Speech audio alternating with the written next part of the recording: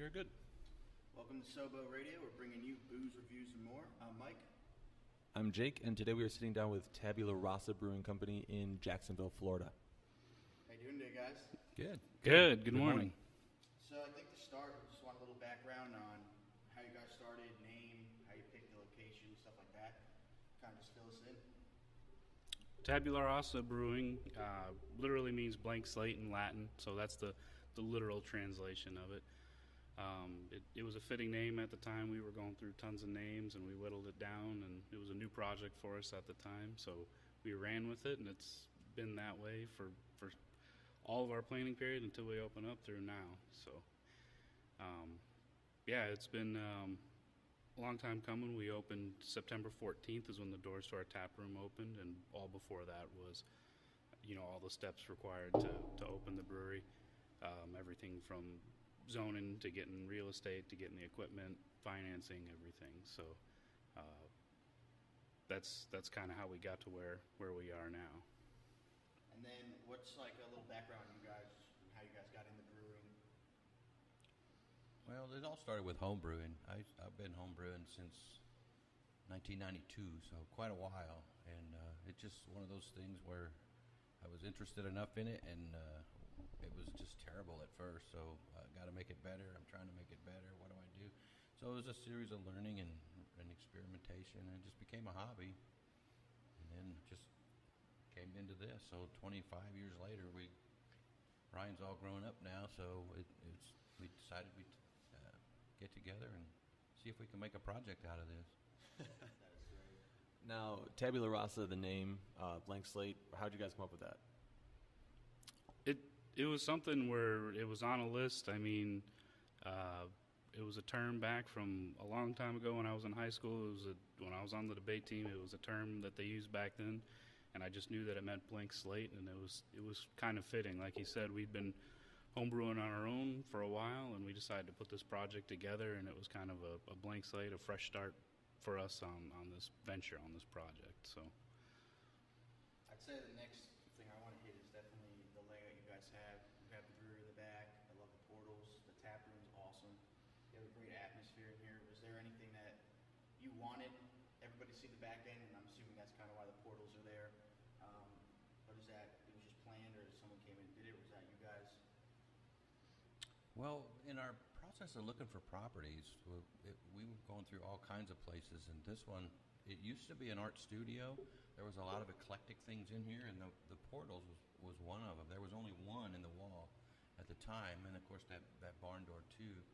And this area here was the office for the art studio, and so it had some of the eclectic things from the man that owns this place is an artist himself, so it just had that in it, and when we saw that, that would be a really nice touch to keep if this were to be a tap room. And Jackie, my wife, and his mother, she's an interior designer, and she loved it, so she kind of put this all together and got together with the owner, and he did have some more of those, so when we had to build this out, we incorporated those into the design, and that's how it came to be. So with you guys opening up September 14th there, almost a year in, when you talk about like building a brand for a brewery, like what avenue are you guys going down? I know you're big on building the community. You have such a fun space. What inspires you for that kind of stuff? Just starting out, and getting our brand out there is what we're working on. And the first big challenge was just getting the doors open, and we wanted to open with our own beer, so we were able to do that. We're fortunate enough to do that. Getting everything going, we opened with four taps of our own beer, because that's what we have fermenter space for, and now we have 8, and if you look over there, we got another 16, well, total of 16, sorry. So just recently, starting in February, we've gone out and partnered with Champion Brands to be in distribution, so we're slowly building our brand through distribution as well, kind of in the Jacksonville and St. Augustine area, getting the product out there, getting people to like it. But really here in the tap room, the focus, like you said, is there's something for everyone. The outdoor space is great for people with pets, or people if they want their family out there to have a picnic. That we do trivia night in here on Thursdays, or bingo on Tuesdays. So just a kind of a gathering place in the tap room, no matter what your what your pleasure is, basically. Okay. The outside space is awesome. We're definitely going to get some shots and put that somewhere in the video because you guys have such a big space back there and you're able to do so much, I'm assuming, with it. Would you say that during the day you're more like family oriented and then at night it gets to, or is it always just family oriented in here? Is it, can you have, how's that work? Are you allowed to have kids in a brewery at certain times? Or? Yeah, people bring their family in here all the time. It's expected, really. It's kind of part of the culture. The craft beer culture includes that. So we do too. So how many beers do you guys have right now? 8 right now on tap. Okay. Do you have a favorite or one that you know you finished it and you're just like, man, I crushed that one? We get that question all the time. I never have a true favorite. I go through phases, I'd say, or whatever's tasting good right now. But sometimes I'm feeling IPA. Sometimes I'm done with IPAs, wanting something Belgian or something like that. So I don't have a favorite. No. How about you, Randy? I think Corbett Street Cream Ale is my all-time favorite. That's the one I work the hardest at to get to be something you can drink. Yeah. And it's lived a long time. So here it is, commercially available. I'll have to give it a try, that's for sure. So you guys are coming up, the Brewers Festival's coming up. You guys are going to be at that. Tell us a little bit about what you're going to be doing. We're just going to be out there doing some beer samples, or? Yep, we'll have a tent set up there. We'll have two varieties. I don't think we have them pinned down just yet, what we're bringing. But yeah, we'll definitely be down there. We're excited. Sounds like it's going to be a pretty good event.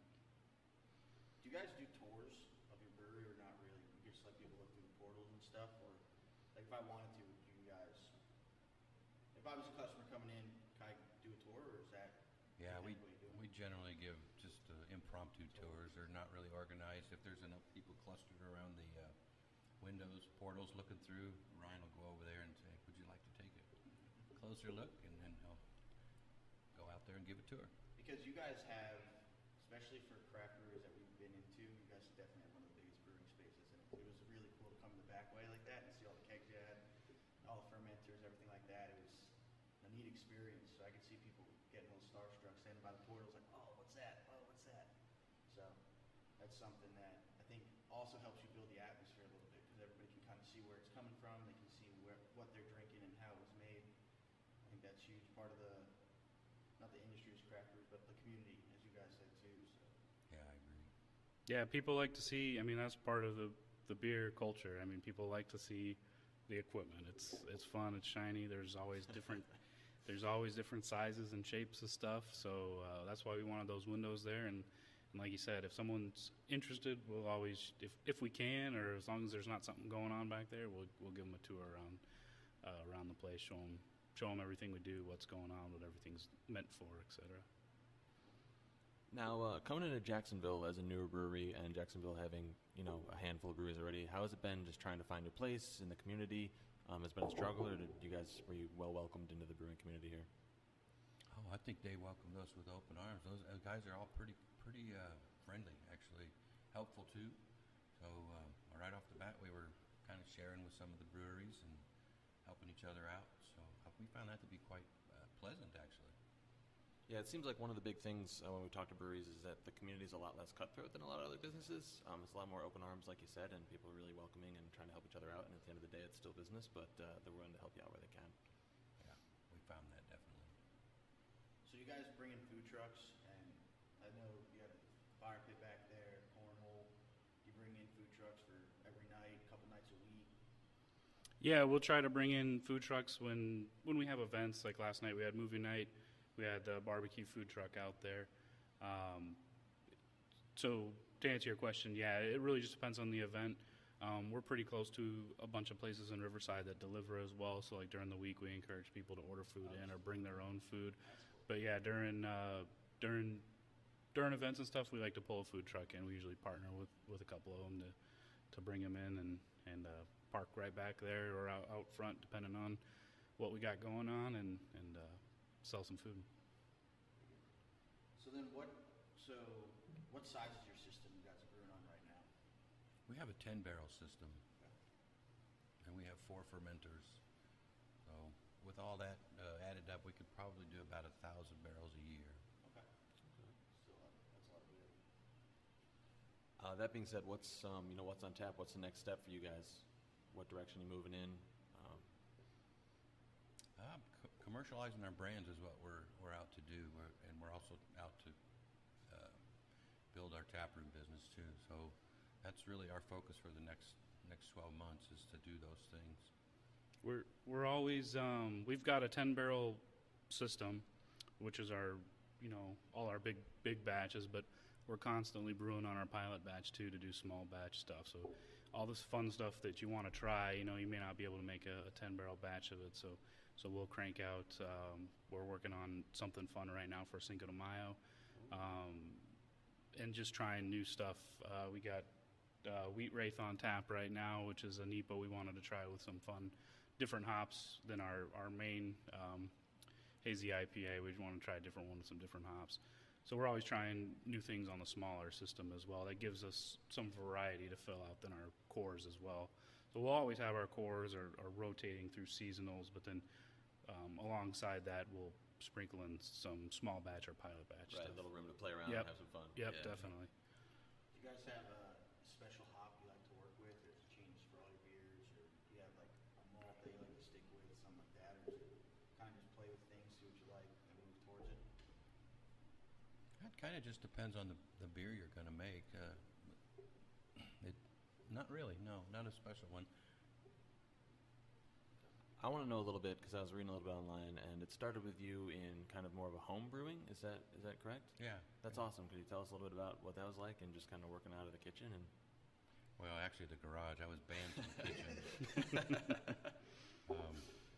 Yeah, it's a common story. Guys go out there and start trying to figure out how to make beer, and like I alluded to a little bit ago, it usually turns out pretty nasty at first, and you keep.